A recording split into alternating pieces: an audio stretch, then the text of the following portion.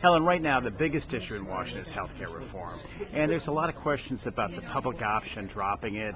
Do you think the public option is important for this legislation, for this president, and for the American people? I think it's indispensable, not just important. I think without that, the health plan means nothing.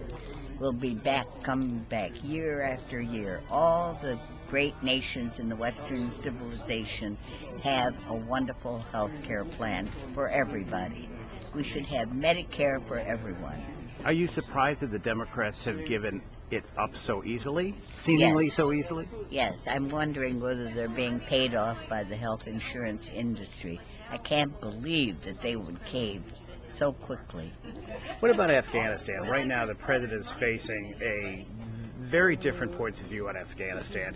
Supposedly Joe Biden is saying reduce troops in Afghanistan. McChrystal's report is engaging Afghanistan, put more troops in Afghanistan. It's clear we're not going to pull out.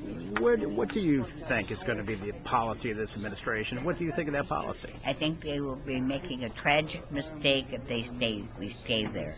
I think we should pull the troops out, get the blue helmet UN peacekeepers in, stabilize the situation, and get out. Stop the killing and dying.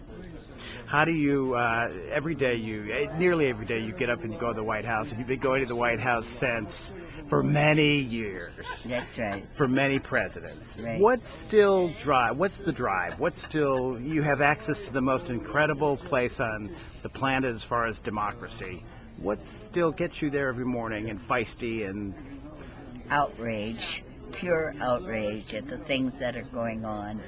I think the pursuit of truth, to try to help the country to understand better what's going on, and I think that putting the pressure on government servants to do the right thing. Finally, a question about the Nobel Prize. Were you surprised? Shocked. And what do you hope it means? What do you hope that the president takes to heart with this Nobel Prize for Peace? Well, obviously, I hope that he takes it very seriously. It's a burden now because he has to live up to it. And I think anything short of that, so he has to dwell on peace, a word we rarely hear at the White House, if ever, in the last 20 years. He has to work for peace. What's the question that most presidents can't stand that you ask? I think they can't stand the fact that I keep pushing them to do the right thing when they're letting political reasons interfere with doing the right thing. How would you advise President Obama as to the decision in sending in more troops to Afghanistan? I say get the hell out of Afghanistan and Iraq. It's their country. And I think that we're not going to help anything by going there and killing and dying. How would you answer, though, the people who say that we have to be there in order to protect our own country? I say that is the worst answer I've ever heard. You don't go to someone else's country to protect yourself and kill them. Well, that is supposed to They be have the a real. right to defend their own country, and they're going to, whether we like them or not. And I don't understand the logic of this.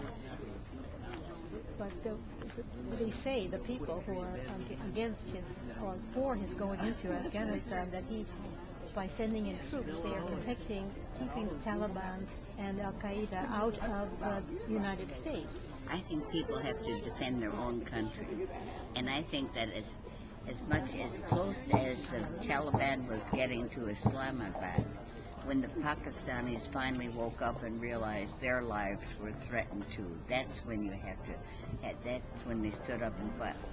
And they have to know it's their lives are at stake. I mean, you don't go 10,000 miles away to kill people and die there. I agree with you.